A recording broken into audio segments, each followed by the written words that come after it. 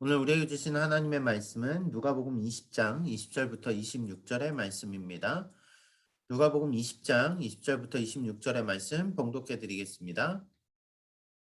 이에 그들이 엿보다가 예수를 총독의 다스림과 권세 아래에 넘기려 하여 정탐들을 보내어 그들로 스스로 의인인 체하며 예수의 말을 책잡게 하니 그들이 물어 이르되 선생님이여 우리가 아노니 당신은 바로 말씀하시고 가르치시며 사람을 외모로 취하지 아니하시고 오직 진리로서 하나님의 도를 가르치시나이다. 우리가 가이사에게 세를 바치는 것이 옳으니까 옳지 않으니까 하니 예수께서 그 관계를 아시고 이르시되 데나리온 하나를 내게 보이라. 누구의 형상과 글이 여기 있느냐. 대답하되 가이사의 것이니이다. 이르시되 그런즉 가이사의 것은 가이사에게 하나님의 것은 하나님께 바치라 하시니 그들이 백성 앞에서 그의 말을 능히 책잡지 못하고 그의 대답을 놀랍게 여겨 침묵하니라. 아멘. 오늘도 이 아침 기도의 자리 가운데 나온 여러분들 환영하고 축복합니다. 오늘도 말씀 가운데 큰 은혜가 있기를 바랍니다.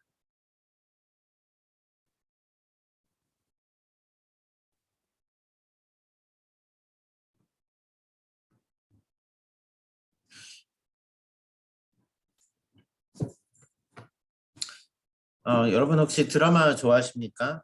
사랑의 불시착이라는 드라마가 있죠. 그 여기에서 나왔던 커플인 현빈과 손예진 씨가 이제 이달 말에 결혼을 한다고 합니다.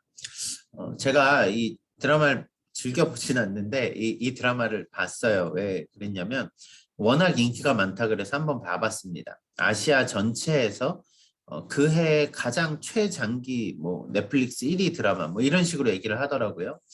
그래서 한번 봐봤는데 제가 오늘 말씀을 준비하다가 이 드라마의 한 장면이 떠올랐습니다. 여러분들은 이렇게 드라마를 별로 안 좋아하시겠지만 그래도 저희가 또 문화 안에서 어떤 메시지들을 한번 살펴보죠. 극 중에 한 장면이 나옵니다. 어떤 장면이냐면 이런 장면입니다.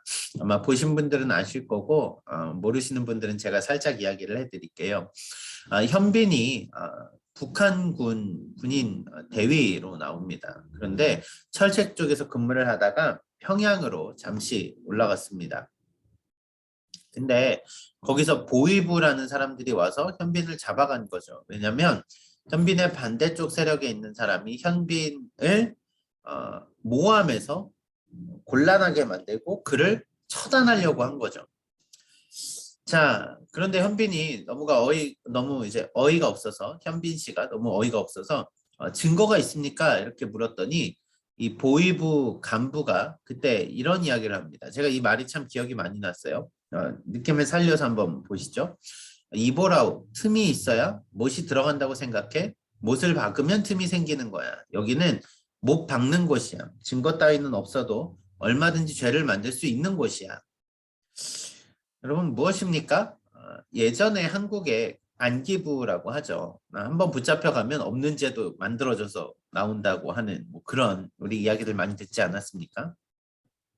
실제로 모함을 하려고 하고 사람의 죄를 찾으려고 하고 걸고 넘어가려면 털어서 먼지 안 나는 사람은 없다라는 거죠. 드라마가 재밌었던 건 그렇게 고문하고 그 죄를 물으려고 했었는데 이 주인공이 총정치국장의 아들이라는 아주 높은 사람이었기 때문에 이게 아주 통쾌하게 역전되는 그런 모습으로 보여줍니다. 제가 이 장면이 왜 기억나는지 여러분 아시겠죠? 오늘 본문은 예수님을 잡아서 예수님을 죽이려고 하는 사람들 누굽니까? 대제사장들과 서기관들, 바리새인들입니다. 그래서 마치 오늘 이 드라마에 나왔던 음모처럼 틈을 만들어서 그 틈을 비집고 들어가서 그걸로 이 사람을 망하게 해야겠다라고 오늘 찾아온 거죠. 그때 예수님은 이들을 향하여서 유명한 말씀을 하십니다. 가이사의 것은 가이사에게 이런 말씀을 하시죠. 저는 오늘 누가복음 20장 20절부터 26절의 말씀을 통하여서 세상을 놀라게 할 사람이라는 주제로 함께 말씀을 나누고자 합니다. 오늘 말씀을 함께 읽으면서 말씀 가운데 주시는 은혜를 함께 나눴으면 좋겠습니다. 먼저 오늘 본문 말씀을 보려면 어제 말씀의 상황과 이어서 계속 살펴보아야 합니다. 누가복음 20장 19절 바로 오늘 본문의 바로 앞절에 예수님이 이렇게 말씀하시죠. 서기관들과 대제사장들이 예수의 이 비유는 자기들을 가리켜 말씀하신 줄 알고 즉시 잡고자 하되 백성을 두려워하더라. 여러분, 포도원 농부의 비유였습니다. 무엇입니까? 주인이 포도원을 만들고 농부에게 주고 멀리 떠납니다. 그런데 소출을 주인에게 보내줄 날이 되었는데도 보내지 않죠. 종들을 보내지만 때려서 보냅니다. 그래서 주인이 그렇게 생각하죠. 아들을 보내면 존대하리라. 그런데 아들을 어떻게 합니까? 죽입니다. 이들을 어떻게 해야 될까요? 이 이야기 가운데 바리새인과 서기관들은 대제사장들은 예수님이 이 비유를 자기들을 가리켜 말씀하신 것인 걸 눈치를 챘어요. 그래서 마음이 불편한 가운데 있습니다. 자, 그 불편한 가운데서 오늘 20절에 보니까 뭐라고 나옵니까? 이에 그들이 엿보다가 예수를 총독의 다스림과 권세 아래에 넘기려 하여 정탐들을 보내어 그들로 스스로 의인인 체하며 예수의 말을 책잡게 하니, 자, 그들이 엿보다가 라고 말합니다. 예수님의 도저히 틈이 보이지 않았어요. 예수님을 어떻게든 걸고 넘어가려고 넘어뜨리려고 질문과 질문을 했지만 예수님을 넘어뜨릴 수 없었습니다. 그때 한 가지 꾀를 냅니다. 무엇입니까? 총독의 다스림과, 여기 총독이 누구죠? 본디오 빌라도입니다. 그러니까 그 총독의 다스림 아래에서 예수님을 책잡게 하려고 한 거죠. 무엇입니까? 거짓 선동을 한 겁니다. 영어 성경에 보면 스파이를 보냈다라고 나옵니다. 자, 스파이를 보내서 사람들 사이에 숨어 있게 합니다. 그리고 예수님을 잘 따르는 사람인 것처럼 의인인 채 하여서 예수님의 말을 책잡게 합니다. 예수님을 넘어뜨리려고 온갖 방법을 다 써도 안 됐으니까 이 사람들이 얼마나 골똘히 고민하고 답을 찾았을까요? 자, 이 일을 위하여서 이제 예수님을 슬슬 이렇게 높여주기 시작합니다. 21절 말씀입니다. 그들이 물어 이르되 선생님이여 우리가 아노니 당신은 바로 말씀하시고 가르치시며 사람을 외모로 취하지 아니하시고 오직 진리로서 하나님의 도를 가르치시나이다. 사자성어에 보면 감언이설이라는 말이 있습니다. 귀가 솔깃하도록 남의 비위를 맞추거나 이로운 조건을 내세워 꿰는 말. 그렇죠. 꿰는 말이에요. 자, 이 말을 하면서 예수님을 한껏 높입니다. 지금까지 예수님을 높이지 않았었잖아요. 근데 예수님을 한껏 높입니다. 예수님을 한 방에 끌어내리려고 하는 거죠. 자, 그러면서 예수님을 높인다고 말하면서 이들이 하는 행동이 무엇일까요? 22절에서 23절 말씀을 보십시오. 우리가 가이사에게 세를 바치는 것이 옳으니까 옳지 않으니까 하니, 여러분, 예수님은 이들의 질문의 요지를 아셨습니다. 이들이 질문을 하는 이유를 아셨어요. 그리고 이들의 마음속에 어떠한 생각을 가지고 있는지 아셨습니다. 그래서 예수님께 이 질문을 하는 가운데 예수님은 그들에게 아주 명쾌한 답을 주시는 거죠. 자, 그런데요, 이 사람들이 그러면 왜 가이사에게 세를 바치는 것이 옳으니까 이렇게 예수님께 물었을까요? 자, 이것을 이해하기 위하여서는 우리는 이 질문의 문제를 바로 봐야 됩니다. 가이사에게 세금을 바치는 것이 옳으니까 세금을 바치는 것이 yes or no 이렇게 물어본 겁니다. 무엇이 맞습니까?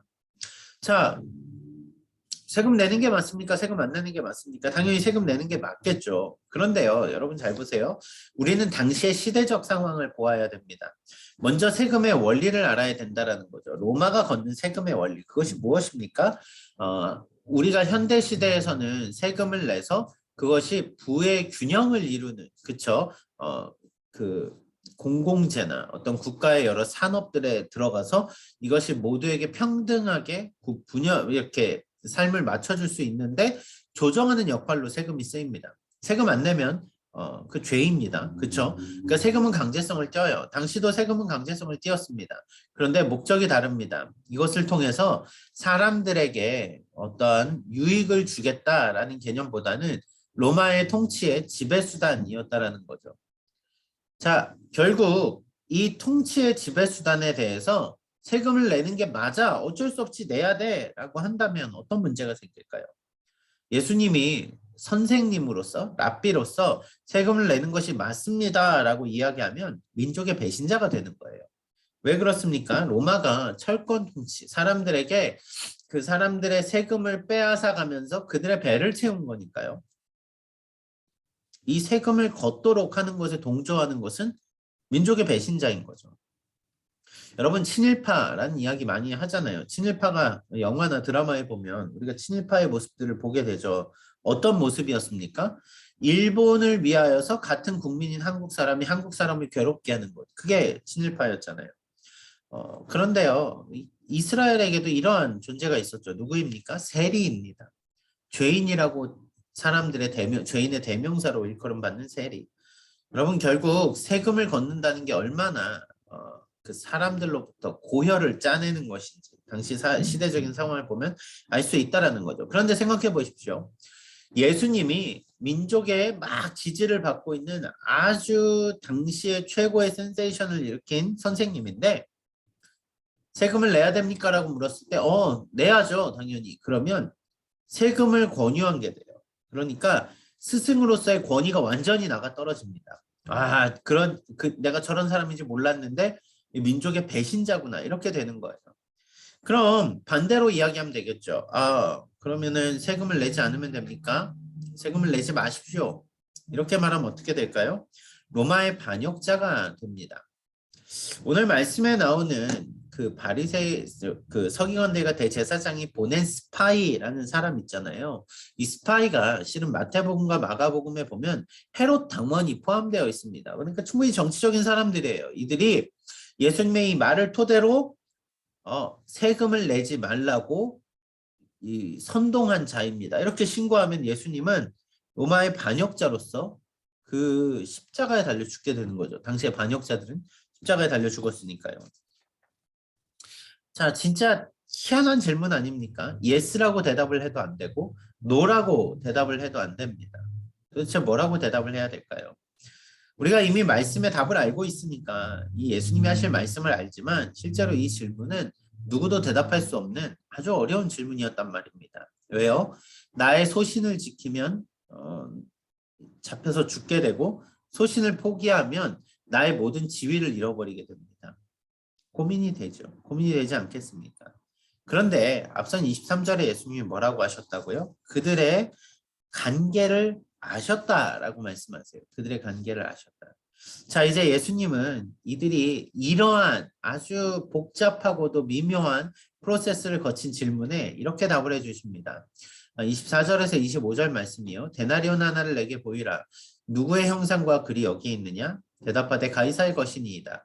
이르시되 그런즉 가이사의 것은 가이사에게 하나님의 것은 하나님께 바치라 하시니. 자, 여기 유명한 말씀이 나오죠. 가이사의 것은 가이사에게 하나님의 것은 하나님께 바치라. 여러분 이게 뭔 말일까요? 세금을 내라는 이야기입니까? 아니면 가이사의 것과 하나님의 것이 구별된다는 말일까요? 예수님의 메시지를 우리 세 가지로 고민해서 해석해 볼 수 있습니다. 첫째는 예수님이 말씀을 하신 것은 이 일에 그 화폐를 사용하는 한 화폐의 주인의 영향에서 떠날 수 없다는 것을 첫째 말씀하십니다. 무엇입니까? 이것은 예수님이 내라 말라 하는 문제 이전에 이스라엘이 로마의 치하에서 로마의 영향 아래에서 이 화폐를 쓸 수밖에 없는 상황들. 결국 무엇입니까? 이스라엘의 지도자들이 무능력하다면 당시의 지도자가 누굽니까? 대제사장과 서기관들 아닙니까? 지도자들의 무능에 의해서 이 화폐 사용을 제지하지 못했다면 그 화폐를 사용하는 거에 대한 그 통치권에 대한 인정을 할 수밖에 없는 거죠. 그러니까 결국 예수님의 말씀은 이 문제의 근본이 실은 로마와 또 이스라엘 지도자들에게 있다는 것을 언급해 주시는 겁니다. 우리가 한국에 원화가 없다고 해보십시오. 미국의 달러에만 영향을 받는다고 해보십시오. 그러면 얼마나 그 미국의 영향 아래 있겠습니까? 당시에 로마의 영향 아래서 로마의 화폐를 쓰면서 이스라엘은 결국 그 화폐의 영향권 아래에서 살 수밖에 없었다는 거죠. 그럼에도 불구하고 유대인들은 그것이 싫었습니다. 그래서 로마인들에게 세금을 잘 내는 사람들은 유대인들에게 배신자 취급당했고요. 반대로 로마인들에게 세금을 내지 않아야 된다 말하는 사람들은 참 유대인 이런 식의 양자택일을 해야 됐다라는 말이죠. 그런데 예수님이 하신 말씀을 잘 보십시오. 양자택일일 필요가 없는 거죠. 그들에게 낼 것은 그들에게 내고 또 하나님의 것은 하나님의 것으로 구분하여 쓰라라는 말입니다. 더 놀라운 거는요. 이 질문을 한 사람은 가이사에게 바치는 세금만 물어봤어요. 그런데 예수님은 가이사의 것은 가이사에게, 하나님의 것은 하나님께 라는 말을 합니다. 모든 그 당시의 시대를 통용하는 모든 것이 다 시저, 로마의 황제의 것이라고 사람들은 생각했을 수 있지만 아니라는 이야기예요. 분명히 하나님의 것이 있다라는 이야기입니다. 자, 여러분 잘 보세요. 그러면 우린 이 부분을 생각해 봐야 됩니다. 예수님이 왜 가이사의 것과 하나님의 것을 말씀하셨을까요? 가이사의 것, 하나님의 것 두 개를 비교하려고 하셨을까요? 아닙니다. 여러분 어떻게 하나님의 것과 가이사의 온 천지 만물이 하나님의 것인데 가이사의 것이 실제로 어떻게 존재하겠습니까? 아니죠. 그런데 예수님이 가이사에게 바치는 세금을 말하며 하나님의 것이라는 것을 말했다는 것은 실제로 진정한 주인이 어디에 있는가라는 메시지를 주시면서 우리가 하는 그 모든 일을 하나님의 영광 안에서 하면 된다라는 이야기를 해주시는 거죠. 고린도전서 10장 31절 말씀에 우리가 잘 아는 말씀이 있죠. 그런즉 너희가 먹든지 마시든지 무엇을 하든지 다 어떻게 하라고요? 하나님의 영광을 위하여 하라. 예수님은 이분법적인 생각이 갇혀있는 이들에게 그래서 예스오 노라는 답을 통해서 둘 다 함정에 빠뜨려고 했던 이들에게 제3의 길을 말씀하십니다. 가이사의 것은 가이사에게 하지만 하나님의 것은 하나님에게. 너희가 생각하는 하나님의 것은 무엇이냐? 너희가 생각하는 가이사의 것은 무엇이냐? 그에 합당하게 사용하라. 이렇게 말하고 있는 것이죠. 자, 그 예수님의 대답 가운데 26절에 보면 반응이 나옵니다. 그들이 백성 앞에서 그의 말을 능히 책잡지 못하고 그의 대답을 놀랍게 여겨 침묵하니라. 능히 책잡지 못하고 그의 대답을 놀랍게 여겨 침묵하니라. 아무런 말도 할 수 없었습니다. 그저 예수님의 말씀이 놀라울 따름이었습니다. 자, 그렇다면 오늘 말씀을 보면서 여러분 우리는 오늘 우리의 삶에 어떻게 적용을 해야 될까요? 아, 세금은 잘 내야 됩니다. 이렇게 적용하시겠습니까? 아니면 내야 될 것과 내가 하나님께 내야 될 것을 구분해서 써야 된다. 이렇게 받아들이시겠습니까? 저는 오늘 말씀을 통해서 두 가지 적용을 해보려고 합니다. 첫째는 이런 것입니다. 마태복음 10장 15절 말씀에 예수님이 제자들을 세상 가운데 보내시면 이렇게 말씀하시죠. 보라, 내가 너희를 보냄이 양을 이리 가운데로 보낸 것 같도다. 그러므로 너희는 뱀같이 지혜롭고 비둘기같이 순결하라. 성경에 뱀이 긍정적으로 나온 일이 거의 없습니다. 그런데 마태복음 10장 15절은 그렇지 않습니다. 뱀같이 지혜롭고 비둘기같이 순결하라 라고 말합니다. 이것은 어느 한쪽만 적용해서는 안 된다는 이야기예요. 뱀같이 지혜로우면서 비둘기같이 순결함이 함께 가야 된다는 이야기입니다. 그리스도인들이 대체로 순결에 대해서 많이 강조합니다. 비둘기 같은 순결함. 그렇죠. 우리는 세상 가운데 우리가 순결함을 지켜야 돼. 예, 중요합니다. 그런데요. 또 하나 중요한 것은 세상의 도전 가운데 우리는 세상 속에서 지혜롭게 대처할 수 있어야 된다는 거죠. 여러분 우리가 이거는 무조건 옳으니까 고집 부려서 이건 무조건 이렇게 웃겨야 돼 라고 한다면 어떨까요? 선교지로 들어가면서 제가 선교하러 왔습니다 라고 말하면 입국할 수 있는 나라가 얼마나 있을까요? 닫혀있는 나라들에서는 대부분 힘들지 않을까요? 그렇다고 거짓말을 하라는 게 아니라 지혜롭게 대처할 수 있어야 된다는 거죠. 여러분 세상은 우리를 걸고 넘어지려고 온갖 계계를 다 써서 우리에게 다가옵니다. 성경에 보면 마귀가 우는 사자같이 삼킬 자를 찾는다라고 말하죠. 이러한 세상 속에 사는데 양을 이리 가운데 보낸과 같은 상황에서 예수님이 우리에게 하신 말씀이 무엇이냐는 거죠. 지혜롭게 순결하게 살라라는 이야기를 하시잖아요. 예, 너무 좋은 말씀인데 문제는 우리가 지혜롭지 않다는 거죠. 우린 지혜가 부족합니다. 하지만 야고보서 말씀에 보면 이런 말씀이 나오죠. 지혜가 부족하거든 후히 주시고 꾸짖지 아니하시는 아버지 하나님께 구하라는 것입니다. 우리가 세상을 살아가면서 오늘 해야 될 반응은 세상과 동화되는 것도 아니고요. 세상과 구별돼서 우리만의 개토화시키는 문제도 아닙니다. 우리는 지혜롭게 세상 가운데 반응해야 됩니다. 그래서 날마다 우리가 무엇을 구해야 한다고요? 하나님의 지혜를 구해야 됩니다. 오늘 이 예수님의 지혜로운 대답, 예수님의 그 말씀 가운데 사람들이 놀랍게 여겨서 침묵합니다. 그들의 모든 술수가 깨뜨려집니다. 우리는 세상을 향하여서 이러한 지혜를 나타내는 자들이 되도록 기도해야 된다는 거죠. 또 하나요. 두 번째 적용을 해본다면 이런 것입니다. 오늘 데나리온을 통해서 우리에게 주시는 메시지가 뭘까요? 실은 교회 안에 보면 두 가지 경계해야 될 것들이 있습니다. 율법주의와 자유주의입니다. 제가 왜 경계해야 된다고 말씀드리냐면요. 여러분 교회를 다니다 보면 신앙생활 잘 하기 위해서 우리가 하는 일들이 몇 가지들이 있습니다. 그렇죠? 술 먹으면 안 돼. 뭐 주일 예배 일찍 와야 돼. 주일 빠지면 안 돼. 뭐 해야 돼. 뭐 해야 돼. 그런데요. 여러분 그걸 다 지키면 좋은 그리스도인일까요? 실은 율법주의라는 것을 생각해 보십시오. 우리가 도덕적으로 윤리적으로 잘 살면 그게 진정한 하나님의 의를 이루는 삶일까요? 물론 중요합니다. 하지만 그것이 우리 삶의 기준이 되어버리는 순간 우리는 복음에서 멀어지게 돼요. 여러분 오늘 대제사장과 서기관들 누구입니까? 종교 지도자들입니다. 서기관들 말씀을 연구하는 사람들입니다. 바리새인들 말씀을 정말 철저하게 지키는 사람들입니다. 그 율법주의가 어떻게 됩니까? 예수님의 사역을 막잖아요. 그럼 반대로요. 하나님은 모든 걸 사랑하시니까 우리를 다 있는 그대로 받아주셔. 이것만 얘기할 때 오는 문제가 뭐냐면요. 방종입니다. 그냥 제 멋대로 살아요. 회개가 없습니다. 우리의 연약한 모습도 사랑하셔. 자기 멋대로 살아가면서 마치 그것이 하나님의 뜻인데 생각합니다. 아니요. 그게 아니죠. 나의 자유를 누리는 것이 우리의 신앙의 본질이 아니고요. 우리가 뭔가 룰을 정해서 룰을 지키는 것이 복음의 본질이 아니란 말입니다. 정확히 말하면 복음은 제3의 길입니다. 율법주의도 자유주의도 아닌 복음이 우리 삶에 들어올 때 우리의 삶이 완전한 변화가 일어나게 됩니다. 그래서 우리는 그것을 성령 충만한 삶이라고 이야기를 하는 것이죠.